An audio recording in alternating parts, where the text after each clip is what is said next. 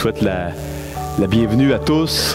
S'il y a des gens qui sont visiteurs, écoutez, on veut vous rappeler, là, l'Église ici a pour mission de proclamer, de partager l'amour de Jésus, l'Évangile dans le Grand Shawinigan. On a pris le temps de s'adresser à Dieu dans la prière, en chantant les louanges de notre Dieu. Et puis maintenant, on veut étudier la Bible parce qu'on croit que la Bible est inspirée de Dieu, que la Bible est vivante et puis que Dieu nous fait du bien. Que Dieu non seulement nous parle, mais nous parle avec sa voix. Hein? Pas audible, avec son message qui transforme à travers les Écritures. Donc, c'est pour ça que qu'on l'étudie là, à chaque dimanche. C'est un plaisir spécial pour moi d'être parmi vous ce matin parce que je m'en vais là mardi matin de bonne heure pour Jackson, Mississippi, comme pour 2 semaines et demie, 3 semaines, comme je fais 4 fois par année là, pour travailler là, à mes études. Donc, vous allez me manquer. Hein, je suis content de pouvoir vous voir et puis je vais m'ennuyer là, de vous. Je m'ennuie de mon église locale là, quand je suis plusieurs semaines là, sans pouvoir être ici. On a étudié dans les dernières semaines la famille d'Israël, la famille de Jacob. Une famille dysfonctionnelle à bien des égards. Une famille où il y a eu des frères qui ont capturé leur jeune frère et l'ont vendu en esclave dans un autre pays, un pays étranger. Donc ça, je pense que ça qualifie ça tout seul pour dire que c'est une famille dysfonctionnelle. Quand des frères vendent un autre frère en esclavage dans un pays étranger, bon, c'est quand même spécial. Il y a eu d'autres choses. Hein. Il y a eu une certaine forme d'inceste. Il y a eu toutes sortes de choses qui s'est passées dans cette famille-là. Judas qui a des relations avec sa bru, Ruben avec sa belle-mère. Tu sais, c'était une famille qui avait des difficultés. Une famille où il y avait du favoritisme. Et puis, c'est la famille que Dieu a choisie pour faire son peuple.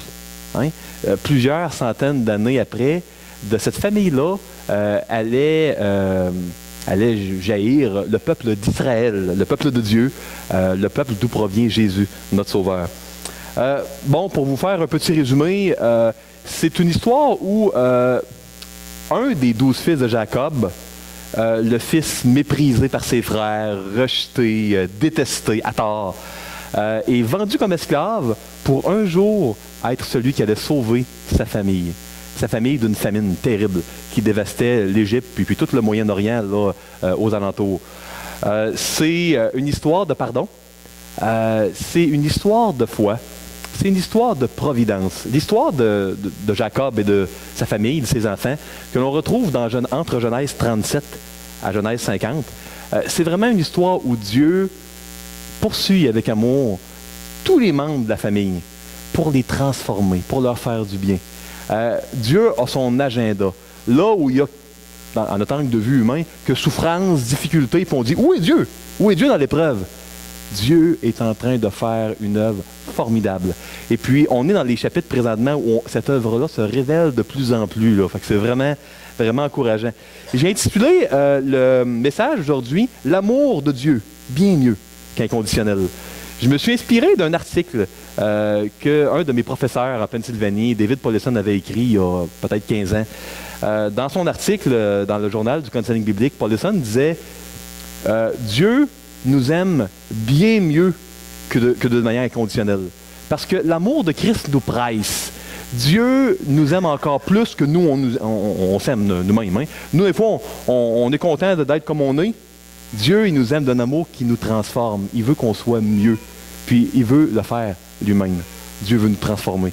Donc, on voit cela dans l'histoire de Joseph. Là. On voit ça dans les Écritures. La Bible appelle cette transformation-là la rédemption. Prendre quelque chose à partir de la destruction. On va aujourd'hui lire le chapitre 43 au complet, mais on va le faire morceau par morceau pour aider au niveau de l'attention. Puis vous allez être libre de suivre dans vos Bibles, sur vos tablettes, téléphones ou à l'écran. Et puis j'ai augmenté un petit peu là, la police d'écriture là, ce matin là, pour être certain que tout le monde peut voir là, le mieux possible. Là. Donc, avant d'aller plus loin, par contre, demandons l'assistance du Seigneur. Seigneur Dieu, on est réunis en ton nom parce qu'on veut en apprendre plus sur toi, puis sur l'œuvre que tu veux faire en nous. On veut être encouragé, on veut être fortifié, on veut, Seigneur, être émerveillé, puis être réjoui en te découvrant un peu plus. Ah, Seigneur, utilise ce message basé sur ta parole, ce message de ma part qui est incomplet, imparfait, mais avec ta parole qui est parfaite, utilise ce message pour nous faire du bien. Dans le nom de Jésus. Amen. J'ai intitulé donc les 2 premiers versets, la providence de Dieu, parfois douloureuse. Hein? La famine s'appesantissait sur le pays. Quand ils eurent fini de manger le blé qu'il avait apporté d'Égypte, Jacob dit à ses fils, « Retournez, achetez nous un peu de vivres. » Puis, dans l'original, là, on voit que la famine s'appesantissait ou était sévère. Dans l'original, le mot traduit par famine, c'est le mot faim. Puis, par sévère, c'est lourde. Hein? Donc, la faim, hein, les gens avaient très, très faim, était lourde dans le pays parce qu'il n'y avait plus de nourriture. Puis on va voir là, que ça faisait 2 ans qu'il n'y avait plus de nourriture. Fait que les troupeaux étaient probablement décimés, les récoltes, il n'y avait plus de grains pour ensemencer. Probablement qu'il y avait toutes sortes de personnes qui décédaient dû à la malnutrition. C'était difficile. Puis c'est important de se remettre dans l'atmosphère de l'époque parce que des fois, on est un peu comme quand on écoute les nouvelles, puis on voit que dans un pays d'Afrique ou d'Asie lointain, il y a de la guerre ou des épidémies, puis on dit « Ah, tu sais, c'est dommage. » Mais tu sais, on ne ressent pas parce qu'on n'a peut-être jamais été, on ne connaît pas personne qui sont concernés par cela. C'était toute une tragédie qui se produisait là, dans le pays de Canaan. Et puis, on avait eu, les fils de Jacob qui étaient allés en Égypte. Parce que Joseph n'est plus un esclave en Égypte. Avec les années, il est allé d'esclave à prisonnier, puis a interprété un rêve que Pharaon, le roi d'Égypte, avait eu. Un rêve annonçant d'avance qu'il allait avoir 7 années d'abondance et 7 années de famine. Pharaon, quand il a vu ça, un homme qui est capable d'interpréter les rêves à cause de Dieu, il l'a mis grand vizir, hein, premier ministre, numéro 2 du pays. Puis durant les 7 années là, d'abondance, il a fait des réserves, des greniers, des entrepôts, ce qui fait qu'il y en avait de la nourriture. Il y avait tellement de blé qu'il n'y avait plus de chiffres. Le texte nous le dit en mathématiques égyptiennes pour compter. Il était rendu à combien de blé. Il y en avait du blé pour vendre aux Égyptiens, mais aux pays environnants. Donc là, on voit les frères, on a vu ça il y a 2 semaines dans le chapitre 42, les frères qui se présentent pour acheter du blé. Joseph les reconnaît, mais eux ne reconnaissent pas Joseph. Ils pensent qu'il est décédé, puis tu ne t'attends pas à reconnaître ton jeune frère vendu en esclave, qui est probablement mort, comme le grand vizir, probablement avec l'habit égyptien, qui parle en égyptien, avec les coiffures égyptiennes, tout ça. Donc, ils ne s'attendaient pas à reconnaître leur frère, mais il les reconnaît. Puis on voit comment Joseph les traite, non pas avec vengeance, mais avec amour. Mais Joseph s'était souvenu du rêve, qui disait que la manière dont Dieu allait faire les choses, hein, on le voit dans Genèse 37, c'était avec les 12, les 11 autres frères au complet, et également son père. Et puis là, il voit qu'il manque un frère, il manque Benjamin, son père n'est pas là. Donc, Joseph veut faire les choses à la manière de Dieu, puis il s'organise pour faire venir le frère manquant, Benjamin, ainsi que son père. Dieu voulait faire un plan, puis Joseph ne voulait pas le faire à sa manière, il voulait le faire à la manière de Dieu. Fait que, c'est ce qu'on voit. Puis là, Joseph garde Siméon en prison pour être certain que les frères vont revenir en Égypte. Il leur facture pas le blé, il leur laisse l'argent dans le sac. Mais rendu à la maison, malheureusement, là, c'est pas ce qui se produit. Il ne retourne pas en Égypte. Puis il laisse Siméon en prison. Ça, c'était pas super gentil, là. Mais là, on va voir aujourd'hui qu'il retourne en Égypte. Donc, ici, on voit dans Genèse 15, et l'Éternel dit à Abraham, ça c'est plusieurs années avant, hein, c'est honnêtement, là, probablement là, 150 ans, probablement 150 ans avant au moins, l'Éternel dit à Abraham, sache que tes descendants seront étrangers dans un pays qui ne sera point à eux. Ils y seront asservis et on les opprimera pendant 400 ans. Mais je jugerai la nation à laquelle ils seront asservis. Et ils sortiront ensuite avec de grandes richesses. Donc, écoutez, toute la famine, puis la faim, puis tout ce qui se passe là, pour nous, on voit que c'est douloureux, puis on ne comprend pas. Dieu savait ce qu'il faisait. Ça avait été annoncé là, plus de 100 ans avant. Ce qui se passe là, dans Genèse 43, ça avait été annoncé en Genèse 15. Je vous l'ai mis à l'écran. Dieu savait ce qu'il faisait. Puis, j'en ai parlé dans les messages précédents, on ne comprend pas pourquoi Dieu a besoin d'utiliser de la souffrance pour nous amener à un endroit donné, là où il veut. Puis, il faut lui faire confiance. On a l'exemple de la fièvre. La fièvre, c'est un mécanisme normal, physiologique du corps humain où le corps élève sa température pour combattre soit une infection ou il y a une défense immunitaire, il y a une action inflammatoire du corps. Mais le corps élève sa température comme mécanisme de défense. Des fois, le mécanisme est un peu déréglé, puis ça prend des médicaments pour calmer la fièvre. Il ne faut pas trop élever la température, mais à la base, le mécanisme est bon. Donc, pourquoi ça prend une augmentation de température pour que le système immunitaire combatte certains microbes, certaines infections? Regardez, le corps est fait ainsi. C'est pas agréable la fièvre, mais ça a un but. Et puis, pour faire cette rédemption-là, nous prendre à partir de la destruction, on doit s'appuyer sur Dieu. Mais des fois, Dieu a besoin de nous faire traverser un parcours où on s'aperçoit par la souffrance comment ça sur quoi on s'appuie, c'est vide. Comment c'est des genres de béquilles là, qui ne peuvent pas nous supporter, des genres de béquilles en paille, qu'on s'accote puis que ça casse puis on tombe. Puis on a besoin malheureusement parfois de passer à travers un parcours donné pour pouvoir réaliser que la seule personne sur laquelle on doit s'appuyer, c'est Jésus. Donc la providence de Dieu, c'est douloureux, mais le Seigneur sait ce qu'il fait, son plan est soigneusement préparé, et puis ça, on le voit dans la Genèse. Je vous lis les versets 3 à 10. J'ai intitulé ces versets-là « La souffrance peut amener autant la providence, Dieu nous amène à un endroit donné, que de la victimisation. » La victimisation, c'est quand, dû à la souffrance que l'on a traversée, la souffrance devient une identité pour nous. Quand être une victime, c'est plus quelque chose que l'on vit, mais ça devient qui l'on est. La victimisation, c'est quand, en raison de la souffrance que j'ai vécue, les gens doivent entrer en relation avec nous de manière différente. On a des droits et des privilèges nouveaux, issus de cette nouvelle identité de victime-là. Et puis, c'est un des malheurs que la souffrance peut amener dans notre vie. Verset 3. Judas lui répondit, « Cet homme, parce que le père, il dit, retournez en Égypte, ramenez de la nourriture. » Là, Judas, il dit, « Cet homme nous a fait cette déclaration formelle. Vous ne verrez pas ma face, à moins que votre frère ne soit avec vous, le jeune frère Benjamin, que Jacob ne voulait pas envoyer. Si donc tu veux envoyer notre frère avec nous, nous descendrons et nous t'achèterons des vivres. Mais si tu ne veux pas l'envoyer, nous ne descendrons point, car cet homme nous a dit, vous ne verrez pas ma face, à moins que votre frère ne soit avec vous. Israël dit alors, pourquoi avez-vous mal agi à mon égard en disant à cet homme que vous aviez encore un frère? Ils répondirent, cet homme nous a interrogés sur nous et sur notre famille en disant, votre père vit-il encore? Avez-vous un frère? Et nous avons répondu à sa question. Pouvions-nous savoir qu'il dirait, faites descendre votre frère? Judas dit à Israël, son père, laisse venir l'enfant avec moi, afin que nous nous levions et que nous partions. Et nous vivrons et ne mourrons pas, nous, toi et nos enfants. Je réponds de lui, tu le redemanderas de ma main. Si je ne le ramène pas auprès de toi et si je ne le remets pas devant ta face, je serai pour toujours coupable envers toi. Car si nous n'eussions pas tardé, nous serions maintenant 2 fois de retour. Donc, on voit dans les versets 3 à 10 quelque chose d'assez triste. Vous savez, ce Jacob qui aimait Rachel, puis haïssait Léa. Ce Jacob qui aimait Joseph plus que les autres fils, qui faisait du favoritisme. On voit maintenant un Jacob qui est apitoyé sur son sort, centré sur lui.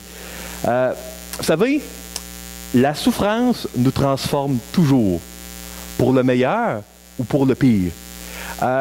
La manière dont la souffrance va nous transformer va dépendre de qui est au centre. Si, quand je vais traverser de la souffrance, c'est moi qui est le centre de l'univers, la première émotion qui va habituellement venir, c'est de la colère. La colère, c'est une émotion qui est générée quand je ressens la présence d'une injustice, qu'elle soit là ou pas. Si moi je crois qu'il y a une injustice, la colère et l'amertume viennent en premier. Puis si moi je suis au centre de l'univers, si moi je suis mon propre Dieu, le Dieu de ma vie, je ne suis pas supposé souffrir, je ne suis pas supposé avoir de troubles, c'est une injustice pour moi, à tort, je vais être en colère. La Bible enseigne que quand on est au centre de notre vie, cette colère-là nous amène à avoir un cœur qui s'endurcit, la Bible appelle ça des épines, hein, un cœur dur qui s'endurcit. La Bible appelle un cœur centré sur Dieu, un cœur qui porte du fruit. Hein, on le voit dans Galates chapitre 5. Donc, quand on met Dieu au centre, la même souffrance qui peut nous endurcir, nous amener de l'amertume, de la colère, nous fait grandir, nous amène à devenir plus comme Dieu, nous amène à avoir une intimité avec Dieu qui est décuplée. On voit Jacob qui est centré sur lui-même. Quand on est centré sur nous-mêmes, non seulement on fait du favoritisme pour manque d'amour, mais souvent on fait ce qu'on appelle en anglais du blame shifting. Hein? On met le blâme sur les autres. Écoutez, les frères là, de Joseph, là, ils ont fait bien du tort, mais dans ce cas-ci, ils n'ont pas fait de tort. Ils ont dit la vérité à l'intendant en Égypte. Ils ne pouvaient pas deviner qu'il demanderait à Benjamin de venir. Il était de bonne foi, là. Il était de bonne foi. Puis, dans son apitoiement, Jacob, il leur reproche, puis il dit « Hey, vous êtes allés, pourquoi lui avez-vous dit que vous aviez un autre frère? » Il ne pouvait pas savoir. Mais malheureusement, quand on est centré sur nous, non seulement on s'endurcit, mais notre jugement est affecté. Et puis, on est porté à mettre le blâme sur les autres, même quand ils n'ont pas de blâme, pas être en colère contre eux. On voit Jacob en colère contre ses fils qui n'avaient jamais aimé autant que Joseph et puis que Benjamin. C'est extrêmement triste de voir ça.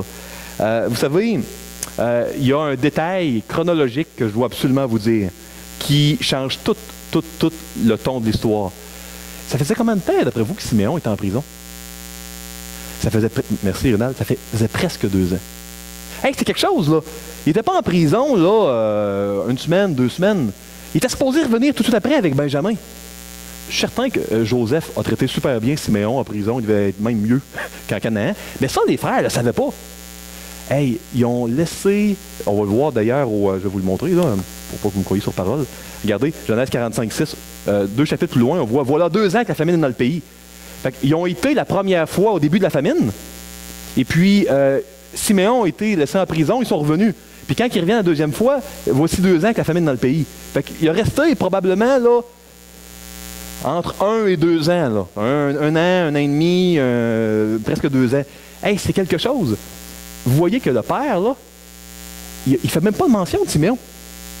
Il parle des vivres, et puis il ne veut pas laisser aller Benjamin. Il ne fait même pas mention de Siméon. Siméon était assez âgé. Là. Il y avait certainement une femme et des enfants. Pas une mention de Siméon. Seulement là, le blâme envers Judas. C'est assez triste. Puis moi, je crois que la majorité d'entre nous, là, en entendant les paroles de Jacob, là, qui a tout le temps aimé plus les 2 frères que les autres, on serait porté à être en colère. Mais Dieu avait commencé une œuvre de transformation dans le cœur des frères. On voit que les frères répondent bien. Alors qu'ils répondaient au favoritisme d'une manière méchante, haineuse, au début, Genèse 37, Genèse 38, là, ils répondent avec patience. Et puis, Judas mentionne, Ruben a mentionné plutôt, « Hey, si il ne ramène pas Benjamin, là, ben moi, je vais te laisser mes 2 fils. » Fait que, tu sais, mais Judas va bien plus loin que ça. Il dit, « Non, moi, là, laisse-moi aller avec l'enfant. C'est pas mes fils que je vais te laisser. Si jamais il ne revient pas, là, moi, je vais prendre la pénalité. Je vais prendre la pénalité, puis pour toujours, je vais être coupable à tes yeux. » On a un Judas qui était dysfonctionnel. Un Judas qui avait vendu son frère, qui n'est pas passif, qui met son pied à terre, qui dit « Moi, je vais y aller, puis je vais prendre la pénalité. » Puis vous savez, 1500 ans plus tard, il allait avoir un descendant de la famille de Judas qui allait mettre son pied à terre pour prendre la pénalité sur lui pour aller libérer des gens qui sont en prison. Puis cette personne-là, appelée le lion de Juda, qui, 1500 ans plus tard, de la famille de Juda allait venir, c'est Jésus. Puis les gens qu'il allait libérer de prison, c'est nous. C'est nous que Jésus est venu libérer, 1500 ans après Judas. On a définitivement besoin d'un Judas, mais pas Judas Iscariote de l'Évangile qui a trahi, d'un Judas de Genèse 43, qui va mettre son pied à terre, qui va prendre la pénalité que nos échecs méritent, puis qui va aller nous libérer. On a besoin d'un Judas. Et puis, ce Judas-là, bien meilleur, c'est Jésus-Christ, qui est venu 1500 ans plus tard, le lion de Judas. Donc, c'est assez malheureux de voir vraiment là, tout le favoritisme. Vous savez, il y a plusieurs choses dans une famille qui peuvent être blessantes. Être insulté par ses parents, c'est blessant. Mais il y a des choses qui sont beaucoup plus blessantes que des insultes. Le favoritisme en est une, mais je crois qu'encore plus blessant que le favoritisme, c'est être ignoré. Et puis Siméon a été ignoré par son père. On a besoin, nous, d'un Père céleste. On a tous vécu des blessures, des choses qui nous rendent tristes dans la manière dont on a cheminé dans notre parcours de vie. Puis ceux qui sont parents ici vont également, inconsciemment pour plusieurs, faire des choses qui vont blesser. Puis c'est pour ça qu'on a un Père céleste. Un Père céleste qui, lui, veut guérir les blessures, veut réparer les choses qui ont été abîmées. Un Père céleste qui, lui, veut nous libérer, veut prendre la pénalité, puis pour qui on va avoir une grande valeur. On est porté à tirer notre valeur de comment les gens agissent envers nous. Une chance que Siméon avait un Père céleste, parce que son Père ne lui accordait pas beaucoup de valeur. Notre Père céleste nous a accordé une valeur infinie, à un point où il n'a pas hésité à envoyer son Fils pour mourir pour nous. Parce que pour lui, on en valait la peine. On avait cette valeur-là, issue de l'image de Dieu dont on est porteur. Lisons la suite ici, au verset 11. C'est intéressant de voir que Dieu n'est pas seulement le Dieu des Joseph, qui agissent vraiment bien, super intègre, dans la souffrance, ça tient bon. Dieu est le Dieu des frères au cœur de Pierre. Puis on l'a vu au chapitre 42, comment il les a transformés. Puis Dieu est le Dieu des gens qui s'apitoient sur leur sort. Dieu est le Dieu qui aime les gens égocentriques, qui les poursuit avec amour. Et puis on va voir dans le verset 11 à 14 que la mauvaise attitude de Jacob fait place à la foi. La foi en El Shaddai, le Dieu Tout-Puissant. Lisons-le ensemble. Verset 11. Israël, leur père, leur dit, « Puisqu'il le faut, faites ceci. Prenez dans vos sacs des meilleures productions du pays pour en porter un présent à cet homme, à Joseph, l'intendant. Un peu de baume, et un peu de miel, des aromates, de la myrrhe, des pistaches et des amandes. Prenez avec vous de l'argent au double et remportez l'argent qu'on avait mis à l'entrée de vos sacs. Peut-être c'était une erreur. Prenez votre frère, Benjamin, là, et levez-vous. Retournez vers cet homme que le Dieu Tout-Puissant, le Dieu de son père Isaac, le Dieu de son grand-père Abraham, que El Shaddai, que le Dieu Tout-Puissant vous fasse trouver grâce devant cet homme. Et qu'il laisse revenir avec vous votre autre frère, Siméon. Il n'est pas nommé, c'est un peu mieux, mais bon, l'autre. Que l'autre puisse revenir. Et Benjamin, lui on le nomme. Et moi, si je dois être privé de mes enfants, que j'en sois privé. Écoutez, moi, ça m'encourage. Ça m'encourage que Dieu, son amour soit plus fort que le cœur de Pierre, des frères. Parce que moi, j'ai un cœur de Pierre. Trop souvent.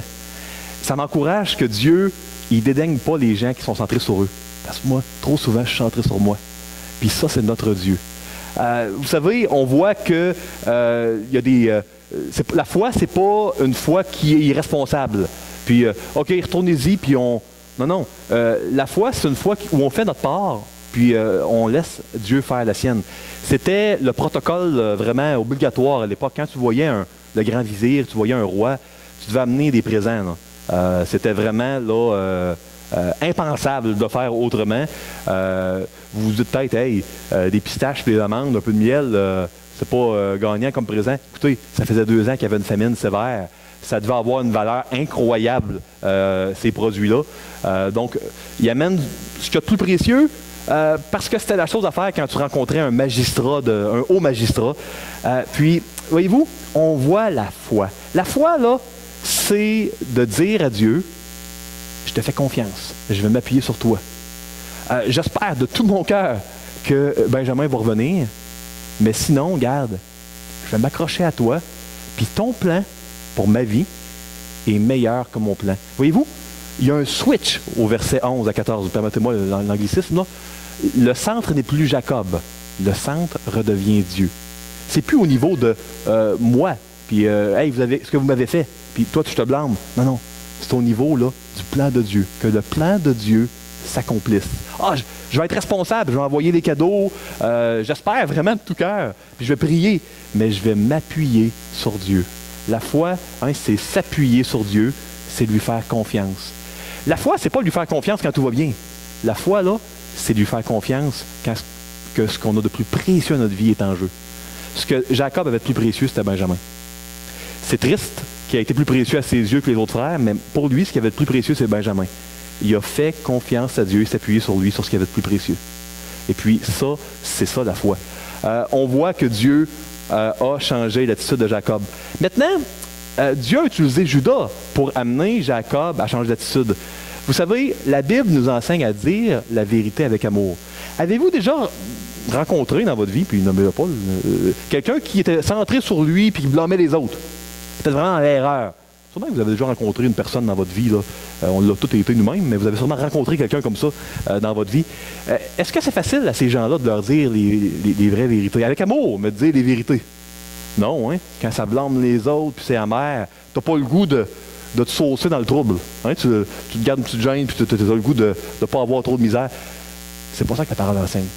La parole enseigne d'aimer assez notre prochain pour dire la vraie chose. Avec amour, avec respect, mais dire la vraie chose. Et puis, Dieu a béni l'action de Judas. Il a mis son pied à terre dans un leadership vraiment, là, comme Jésus. Il a dit, regarde, moi, je vais prendre la pénalité. Je vais aller. On n'est pas pour se laisser aller. On aurait eu deux fois le temps d'aller puis de revenir en Égypte. Puis Jacob a été enseignable. Dieu a donné la foi à Jacob. La foi est un cadeau. Ça ne vient pas de nous. S'appuyer sur Dieu, là, c'est pas inné en nous. C'est quelque chose que Dieu produit. Mais Dieu peut produire ça en chacun de nous. Et puis, il faut lui demander de produire la foi en nous. Ici, on voit dans les versets 15 à 23 que malgré l'œuvre de Dieu dans le cœur des frères, le manque de foi les empêche quand même de voir là, les bontés de Dieu. Écoutez, je vous lis le passage ensemble. Ils prirent le présent, hein, il y a des amandes, pistaches, le miel. Ils prirent avec eux de l'argent au double, parce qu'il s'est dit, je vais ramener l'argent pour l'ancienne commande, peut-être 2 ans avant, qu'on n'a pas remboursé, puis on va en prendre plus, parce que peut-être qu'il y a des intérêts, peut-être que l'intendant ne sera pas content. Fait qu'il faut ramener l'argent, là, sinon on va tous se faire mettre en prison, et de l'argent au double, ainsi que Benjamin. Ils se levèrent, descendirent en Égypte, et se présentèrent devant Joseph. Verset 16. Dès que Joseph vit avec eux Benjamin, il dit à son intendant, « Fais entrer ces gens dans la maison, tue et apprête. » Tuer un bœuf, tuer vraiment un animal, pas les frères évidemment. Car ces gens mangeront avec moi à midi. Verset 17. Cet homme fit, l'intendant de la maison de Joseph, le genre de majordome, ce que Joseph avait ordonné. Et il conduisit ces gens dans la maison de Joseph. Et verset 18, ils eurent peur lorsqu'ils furent conduits à la maison de Joseph. Et ils dirent, c'est à cause de l'argent remis l'autre fois dans nos sacs qu'on nous emmène. C'est pour se jeter sur nous, se précipiter sur nous. C'est pour nous prendre comme esclaves et s'emparer de nos ânes. Comme si le grand vizir avait besoin des ânes. Les ânes probablement maigrichons, malnutrition que les frères avaient. 19. Ils s'approchèrent de l'intendant de la maison de Joseph et lui adressèrent la parole à l'entrée de la maison. Ils dirent, « Pardon, mon Seigneur, nous sommes déjà descendus une fois pour acheter des vivres. Puis quand nous arrivâmes au lieu que nous devions passer la nuit, nous avons ouvert nos sacs et voici, l'argent de chacun était à l'entrée de son sac. Notre argent selon son poids, nous le rapportons avec nous. Nous avons aussi apporté d'autres argents pour acheter des vivres. Nous ne savons pas qui avait mis notre argent dans nos sacs. » L'intendant, le majordome de Joseph, répondit, « Que la paix soit avec vous. Ne craignez rien. C'est votre Dieu, le Dieu de votre Père, qui vous a donné un trésor dans vos sacs. Votre argent m'est parvenu. » Il leur amena Siméon. L'intendant de la maison de Joseph le savait, que c'était Joseph qui avait donné comme ordre de redonner l'argent. Joseph, il voulait bénir ses frères à travers la manière dont Dieu voulait. C'était pas de la vengeance. Il ne voulait pas facturer ses frères. Vous savez, on voit dans ce passage-là à quel point une conscience coupable, un manque de foi, la pensée qu'on mérite un châtiment. Tu sais, quand on a fait des mauvais coups cachés, qu'on n'a jamais dit, du genre vendre notre frère en esclave dans un autre pays, sans jamais le dire à personne. C'est le genre de mauvais coups cachés qui peut ronger une conscience assez sévèrement, ça. J'aime à croire que ce n'est pas le cas de personne ici, mais si c'est votre cas, il y a de l'espoir. Vous voyez, regarde, Dieu fait un œuvre chez les frères de Joseph. Mais écoutez, c'est sûr que tu finis par te sentir coupable à travers les années quand tu portes des trucs comme ça sur ta conscience. On fait ce que en psychologie on appelle de la projection. On projette comment nous, on agirait auprès des autres que l'on rencontre. Fait qu'eux, certainement, là, que si on vendu leur petit frère là, comme esclave, puis que là, on leur aurait volé de l'argent, puis il aurait été des premiers ministres, il aurait tué, il aurait volé les ânes. C'était pas le plan de Joseph. Fait que là, ils ont peur. Puis, vous savez, il y a une leçon pour nous parce que souvent, nous aussi, on fait de la projection. On est dans le même bateau que les frères de Joseph. On est porté à penser que Dieu va nous traiter comme nous, on se traiterait là, si on était Dieu. Mais Dieu, il nous traite bien plus, bien mieux que si on était Dieu. Une chance que c'est pas nous Dieu, puis que c'est Dieu, parce que Dieu, il nous aime tellement plus qu'on s'aime. Dieu, il y a tellement plus d'amour, de bonté, de pardon que nous, on en a. Puis, il nous transforme de plus en plus à son image, puis c'est la meilleure image à laquelle on peut être transformé. Il n'y a rien de mieux que cela. Donc, on voit ce manque de foi-là qui empêche de voir les bontés de Dieu. Puis de la même manière que la souffrance ne nous laisse jamais échanger. Après de la souffrance, on va porter du fruit ou des épines. On va s'endurcir ou on va être transformé à l'image de Dieu, un peu plus. On ne verra jamais les bénédictions et les malédictions, les souffrances et les belles choses avec le même œil, selon ses yeux est au centre. Si on connaît le Dieu de la Bible, qui est l'amour avec un A majuscule, si on connaît Dieu, on va interpréter la souffrance. On va interpréter les bontés avec un autre œil. On va s'attendre à voir les bontés de Dieu. On va les voir. Si on ne les voit pas, on ne s'attend pas à les voir, non seulement on les verra peut-être même pas les bontés de Dieu, mais en plus, quand on va en voir, on va dire hey, il doit avoir une pogne, il doit avoir un problème. Dieu peut-tu vraiment être bon? Non, Dieu est bon. Puis, on doit mettre Dieu au centre. On doit apprendre à connaître qui est Dieu. Puis, quand on va apprendre à le connaître, on ne sera pas déçu. Ça va changer la manière dont on va voir notre vie. Comme si on mettait des lunettes qui nous permettent de voir en couleur, puis avant, on voyait en noir et blanc. C'est vraiment l'effet de connaître qui est Dieu. Parce qu'on interprète la vie selon notre connaissance de Dieu. Ici, on est au verset 24 à 34. On voit la gentillesse de Joseph. Un sauveur qui ne se venge pas. Un sauveur qui ne rend pas de la monnaie de sa pièce. Lisons-le ensemble. Cet homme les fit entrer dans la maison de Joseph, l'intendant. Il leur donna de l'eau et ils se lavèrent les pieds. Il donna aussi du fourrage à leurs ânes. Ils préparèrent leur présent en attendant que Joseph vienne à midi, car on les avait informés qu'il mangerait chez lui. Quand Joseph fut arrivé à la maison, ils lui offrirent le présent qu'il avait apporté et ils se prosternèrent à terre devant lui. Moïse prend la peine de le préciser parce que ça avait été prophétisé dans le rêve, en Genèse 37. Aucun détail inutile. Dans la littérature ancienne, il y a 3000 ans, tous les détails sont véridiques, mais sont des détails choisis par l'auteur parce qu'ils ont une importance. Quand Moïse a compilé la Genèse, il n'a pas mis de détails inutiles. Tout avait un sens, avait une signification pour lui. Il leur demanda comment il se portait et il dit « Votre vieux père dont vous avez parlé, est-il en bonne santé? Vit-il encore? » Bien sûr, 2 ans plus tard, il s'informe. Il répondit « Ton serviteur, notre père, est en bonne santé. Il vit encore. » Et ils s'inclinèrent et se prosternèrent. Joseph leva les yeux et, jetant un regard sur Benjamin, son frère, fils de sa mère, il dit « Est-ce là votre jeune frère dont vous m'avez parlé? » Et il ajouta « Dieu te fasse miséricorde, mon fils. » Ses entrailles étaient émues pour son frère et il avait besoin de pleurer. Il entra précipitamment dans une chambre et il y pleura. Après s'être lavé le visage, il en sortit et faisant des efforts pour se contenir. Il dit « Servez à manger » à ses serviteurs. 32. On servit Joseph à part et ses frères à part. Les Égyptiens qui mangeaient avec lui furent aussi servis à part, car les Égyptiens ne pouvaient pas manger avec les Hébreux parce que c'est à leurs yeux une abomination. Au niveau de la religion de l'époque, là, il y avait des restrictions que les experts pensent. Les frères de Joseph s'assirent en sa présence. Le premier-né selon son droit d'aînesse et le plus jeune selon son âge. Et ils se regardaient les uns les autres avec étonnement.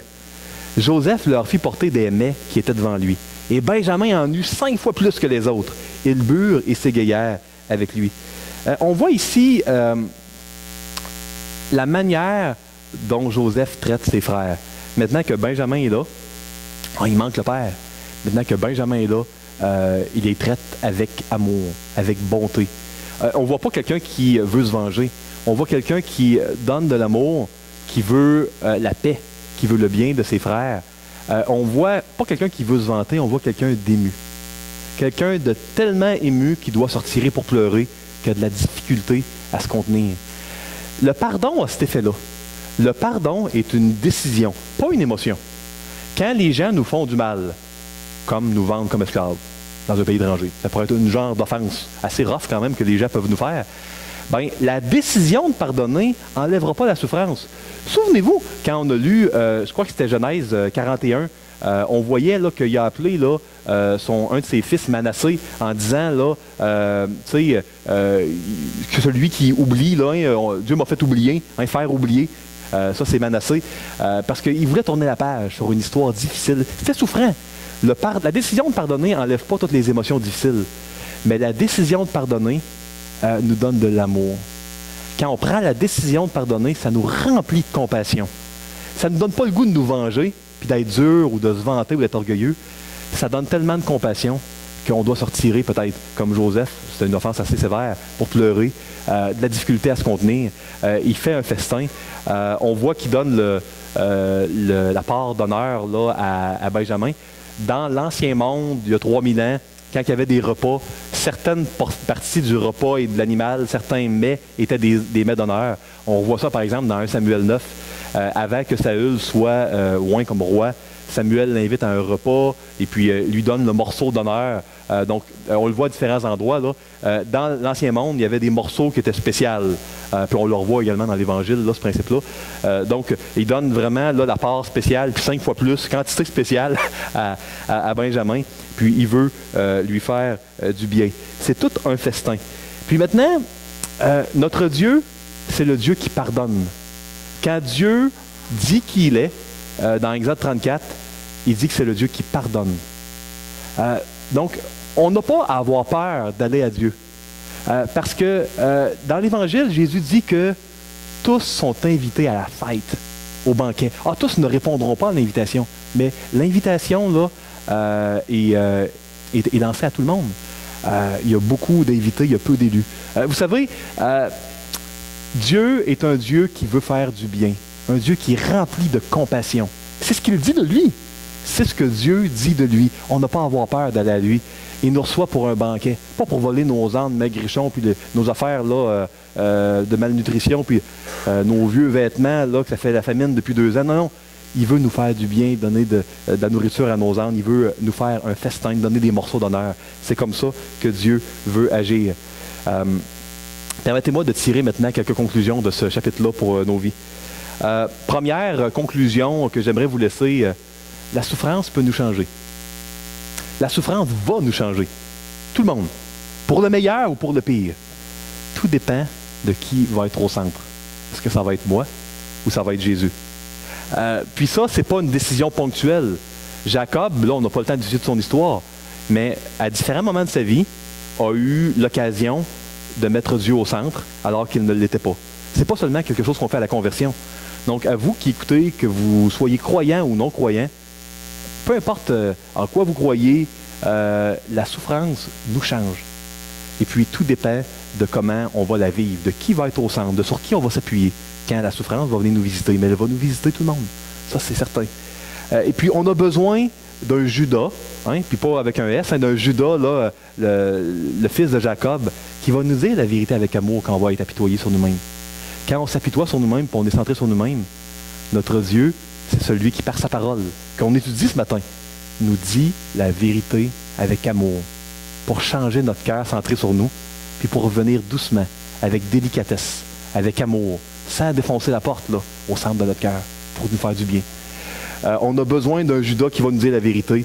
On a besoin d'un Judas qui va prendre la pénalité pour nos échecs, qui va venir nous libérer de prison. Et puis ce descendant de Judas-là, il est venu sur terre, c'est Jésus. Il est ressuscité, puis il nous invite. On a besoin, vous savez, de vivre ce retournement-là que Jacob a vécu, parce que constamment, on est porté à se regarder soi-même au lieu d'aller regarder à Dieu. On n'a pas à avoir peur d'aller à Dieu, parce que Dieu, il nous invite à un banquet, à une fête. C'est ce qu'on voit dans l'Évangile, c'est ce qu'on voit dans l'Apocalypse. Dieu invite les êtres humains à son banquet, à sa fête. Puis, moi, je veux vraiment vous encourager à demander à Dieu de vous donner la foi. La foi pour faire ce pas-là, de vous appuyer sur lui. Ce pas-là de dire, je veux mettre Dieu au centre. Je veux m'accrocher, je veux prendre la décision, même si je ne le ressens pas toujours, que ce qu'il veut pour moi, ça peut être difficile, mais ça peut être mieux que ce que moi je veux pour lui, pour moi. Donc, ça, c'est la foi. Puis c'est un cadeau de Dieu, puis il faut la demander à Dieu. Donc, moi, je veux vraiment vous dire cette semaine, soyez pas... si vous êtes découragé de vous-même, Dieu n'est pas découragé de vous. Le cœur le plus égocentrique, le plus dur, peut être transformé par la puissance de Jésus-Christ, puis de sa rédemption, de son évangile. Il ne faut pas avoir peur d'aller à Dieu. C'est le Dieu qui pardonne. C'est le Dieu qui est rempli de compassion. C'est le Dieu qui reçoit avec bonté. Que Dieu vous bénisse tous et toutes cette semaine. Que Dieu vous rappelle chaque jour qu'il est le Dieu d'amour qui prend la pénalité pour nos échecs les plus cuisants. Amen.